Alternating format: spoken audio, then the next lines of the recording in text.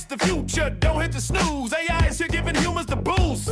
Team Humans rolling, brains in the game with Dan Turchin. Y'all remember the name. People laying in the mix, no stopping the flow. Better work, better life, yeah, we're ready to go. Robots and humans, a collab, you know. Okay, let's start the show. Rob, an absolute pleasure to have you on AI and the future of work. Thanks, Dan. Let's get started by just having you share a little bit about your journey leading up to Zensai. What have you been up to and how'd you get where you are? Well, I spent the last 25 years kind of at the edge of high tech, I would say. I'm always trying to push the boundaries. I'm a nerd. I love technology. I love how technology can impact the way we live and work every single day. And I've always loved that ever since I was a kid. And I knew from my teenage years, I wanted to be in high tech. So at 21, I moved from Copenhagen to California and didn't have a job or a place to stay. Didn't know anyone. I'd never been. That turned into a 20-year adventure where I ended up having lots of companies that didn't make it, but also some that did. Like we worked early days at Salesforce and at Box, LinkedIn, WeWork, took Matterport public in 2021.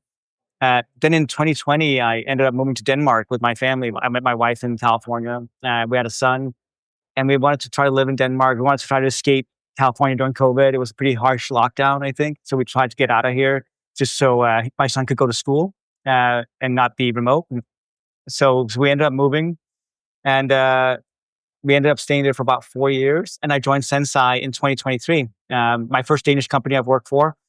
And Danish is kind of I don't really think of it as a Danish company. It started in Denmark, but half of our business is in the US. Half is like the rest of the world, mostly in Europe, but the rest of the world. And I get to split my time between US and Europe. And I run the marketing team, the product team, and the go-to-market team at the company. So this company is doing something that is so critical for the future of work at a time when we hear a lot about the importance of reskilling and upskilling, but there are a few platforms that are actually making an investment in a human-first approach to it. Talk about what's unique about Zensai and why it fills an important need for society at this time. Well, I joined because in the last, I would say, decade of my life, I've become so obsessed with how do you create humans who are motivated every single day to do incredible work. The question I would get from CEOs often, I spent a couple of years doing advisory work and coaching to CEOs. I thought they were going to talk about branding and marketing and all that stuff that I've done, but they really wanted to talk about how do you lead well? How do you create the alchemy of people to do the best work of their life? And then when you pair that with the statistics that keep coming out from Gallup or McKinsey or HBR that says 80% of people are disengaged and unhappy in their work, it just kind of blows my mind. So my North Star has really become, how do you create just the alchemy and the driving force for humans to be the best they can be? And so I joined Zensai because what we're trying to do is we're trying to create the platform. And I'm not naive enough to think that a platform alone is going to solve that. It's about philosophy and leadership and culture and many different things. But at some point, you also need the right tools in order to unlock that potential in people. So what we do at Zensai, we're the platform that gets people the motivation, skills, and knowledge they need to be successful every day, but not just for themselves, but also for the wider team that they're working with. And we do that only in the Microsoft ecosystem. So we're 100% built on Microsoft. We only work with companies who use Microsoft, which is a beautiful thing, which means that there's not this extra thing an employee has to go learn or do, which oftentimes is why a lot of HR tech fails, because we're not the only ones who've ever said this, but we are right where the user needs it the most in Copilot or in Teams or in SharePoint, or we show up in Word or in Outlook, whatever you're living most of your time. If you need to get some nudges on, this should be a performance goal. Here's who you should connect with. Here's the course you should be taking or the skill you should be learning. We are right where the user needs them at the moment they need it the most. HR tech used to have the reputation as being like a tax that you pay for being an employee. Specifically the LMS, Learning Management System. How do you think about kind of this rebirth or this reimagination of the LMS to where it's something that employees feel motivated to use as opposed to forced to use? Well, we can also be real because most LMSs used to suck, and also you were forced to take this training, GDPR training, compliance training, sexual harassment training, manager training, all the stuff that most people don't want to do, but they have to for whatever reason. And I think we're in a very vastly different world. I used to work at LinkedIn, and we did this annual state of learning report. And I remember this was in 2018 or so. And it said that 95% of the skills that an employee has become irrelevant or useless within 5 years. They not always go out, but they say like you need to kind of keep them fresh. So that means you need to reskill and upskill your employees constantly. But unless you can create an environment where they want to do so, you're always going to be behind. And I think finally, with the use of now AI, especially, we can create an environment where we can push the right content to you when you need it the most, whether that's micro learning or more deeper courses based on what you're trying to achieve. If you have learning that's disconnected from what you're trying to achieve, it will always feel like a hassle to the employees. But if it's suddenly deeply connected to the work you're trying to do and what the goals you're trying to achieve, knowing that it might lead to better outcomes, maybe a promotion, maybe better salary, blah, blah, blah, then you'll be much more motivated to go learn that. And now with AI, we can read all the signals. We know what goals you're trying to achieve. We know who you're working well with, who you're not working so well with. We know what you're trying to achieve personally for the company and the team goals. And we can put all that together and to create a momentum for you, a path to you that's showing up when you need it the most to learn the skills that you need. Well, I'm about to undertake, like, for example, in my team, there's somebody called Anya. She's the VP of product marketing. And she's leading a huge kind of repricing, repackaging project for our company, right? We're not a huge company. We're 200 people, about 50 million in ARR, just under. But it's a big project that's going to take a lot of stakeholders, right? And so her being able to learn the right skills to coordinate all this work across finance and the commercial team and the product team, because product needs to change to match that as well, requires a lot of new learning and new skills that maybe she doesn't have. But our platform can teach her that in the moment that she needs it the most. One of the challenges of applying AI to HR tech tools is that we need to be very aware of what information is being exchanged and the fact that the non-deterministic nature of AI can lead to unintended outcomes or conversations that employees might be having with the tools. How at Zensai do you think about exercising AI responsibly so that it's providing the value that's intended without unbounded risk? Great question. Can otherwise... It's a great question. I think of it this way. That AI will disrupt everything to do with hard skills, anything to do with analyzing, synthesizing data, giving you the insights based on what this data is saying. AI can do it better and faster than most humans can. What you need in humans for is the soft skills, the taste, the judgment, being able to read a room, being able to understand how to then provide a path forward. You can get some nudges from AI very well. Like we use, for example, AI as a helpful coach for managers to help give you maybe a little bit of insight in how you should be dealing with an employee. So for example, an employee might say something in their weekly check-in, this went really well, but I'm struggling here.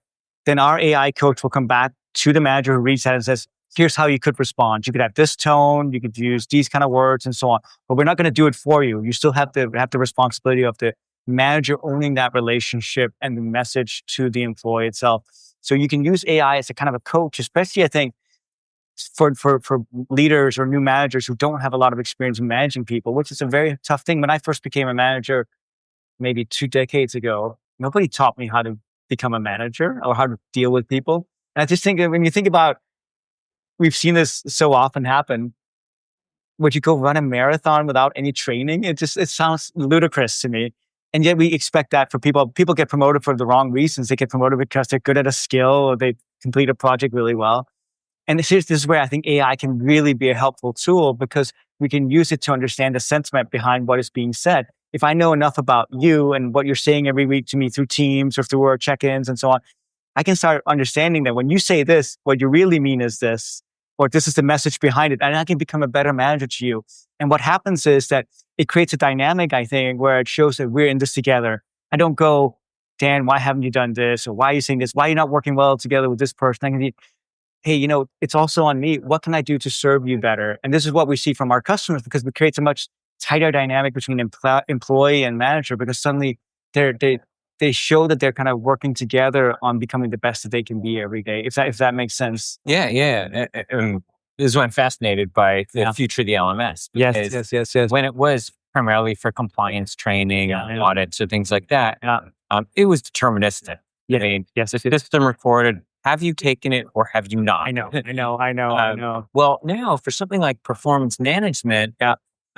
there's some amount of obligation that the platform has because Yes. let's say a false negative, there are some signals that indicate an employee is in need of help. Yes. The system exactly. misses, or false positive, the system may flag this employee as a risk Uh-huh. Mhm. incorrectly. Totally. Right? How do you think about the new obligation that an AI first LMS has that a traditional LMS wouldn't have had? Well, it's a great question, but also because there's so many nuances to learning a skill. Learning a skill is not just singular. Like you could take a course on how to become a great presenter. Does that mean that you become a great presenter from taking that course? Probably not. There's probably many levels from that for most skills, honestly, right? But at least it gives you some indication of the skills that people are learning and willing to want to achieve as part of their growth as well. I think of it as the LMS itself is morphing into such a way where it becomes just-in-time learning. The thing that you need the most, whether that's through audio, video, interactivity, maybe written form, because there's also been in the old LMSs of last 10, 20 years, been this notion that everyone learns the same, which I don't think is true at all. Like sometimes you probably go for a long walk and listen to a podcast, and that's a great way of learning, of synthesizing something. So the way you learn as well as also, but the reason why we're so passionate about, why I'm so passionate about this is most CEOs, I think, when you ask them what matters most in your company, what do they all say? Our people. Our people matter the most. Well, what are you doing to invest in your people? I didn't ask. Oh, nothing. And why is that? Well, because we don't know what this investment will lead, that this investment in people will lead to better outcomes. And they all want to have growth or, whatever they are. So what ends up happening is that they end up going back to what they've always done, is chase just kind of like profit at all costs. And I think that's so uninspiring for the next generation of people coming into work. And so what we're trying to do, and I think many others, but I think it's a very hard thing to solve, is trying to prove there's a correlation between how an employee learns, the skills you're getting, how often you take learning, how engaged you are in that learning, and all these different signals that we can now get, especially analyzing it and pushing it with AI, and proving how that leads to better outcomes, better performance. Because once you can do that, then suddenly this doesn't become just like a tactical tool anymore. This becomes the vital lifeblood of your organization to level up. And until we can prove that, I think it's always going to be this tactical thing that we have to do and not want to do.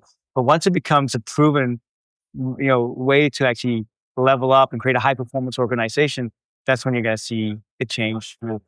I think the biggest opportunity I think companies like Zensai has are to help employees feel like this is an investment that their employer's making in their future growth. Yes. Because the alternative narrative is that a lot of employees feel destabilized right now. Yeah.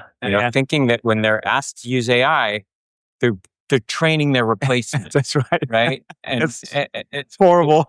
Yeah. I'd like to think, Yeah. I'm an AI optimist, right? Like you are, presumably, that these new tools are changing the relationship between the employee and the employer for the better. Yes. How is that being kind of that philosophy operationalized within a company? It really depends, I think, on the HR leader that I talk to. I spend a lot of time with HR leaders. I'm sure you do too.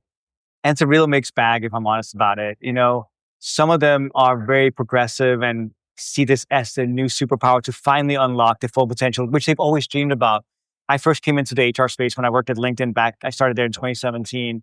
And I just felt instantly I found my tribe. These are people who care so much about the growth and development of people, but they always struggle to have that voice in the boardroom and the executive team because they couldn't prove that there was like a better outcome from this investment in people. And I feel like the progressive ones, to truly get, wow, the time is now, because we can finally use technology to actually prove that what we've been saying for so long leads to better outcomes. If you invest in your people, get them engaged, get them fired up, it will lead to better outcomes. When I see these studies that say that happier employees are more productive, I just go, yeah, no shit, of course they are, right? But then how do you actually make that happen, right, in reality? And I think, of course, great people leaders have known this all along, but you haven't been able to prove it. But then the ones who are not progressive, they just feel under pressure because their CEO, their CFO is coming and saying, you need to be more efficient, you need to cut costs, AI is a cost reduction tool, right? And I think they just they don't know how to respond to that in many ways, and they don't have a good roadmap. So myself and our CEO, Rasmus, and our Chief Human Success Officer, we don't call it HR in our company, Chief Human Success Officer, we just wrote a book that we announced today that's coming out on May the 4th, Star Wars Day. We're nerds, So this book is called The Human Success Playbook, and it's a leadership fable for the age of AI. And it's written as a narrative, not as a traditional business book. I think most business books get a little dry. This is written more as a narrative fable around a CEO who's been given an ultimatum from his board to cut costs really fast because AI is coming in. And he fights back and says, no, I'm going to invest in my people because I'm going to prove to you that it leads to better outcomes, right? So that's the book we've written. It's coming out soon because we're all we want to be on the side of history that's about not just cutting people or replacing people with AI, but using it to unlock the full potential. I just think about it in my own personal life, if I'm honest. There's so much stuff that I have to do on a daily basis that I don't enjoy, that I'm not that good at, honestly, either. Like budgeting, it's not my jam. I'm not great at it.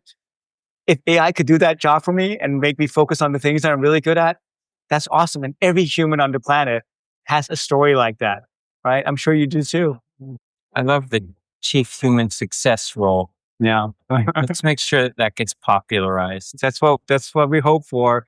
I hate the term. Gone are the days. I hate resources. People are not a resource. Oh, it's the coldest, most inhuman term. Who wants to be thought of as a resource? Oh, it just Chief makes my officer is better than better. I think but I actually probably like it, but it came too conflated with I think Silicon Valley a little bit and too much kombucha on tap, pizza, free pizza, snacks for everyone. It's that's not really what this is about. Robin, we're going to get caned off the stage here in a minute. Okay. But I'm not letting you off the hot seat without answering one last important question for me.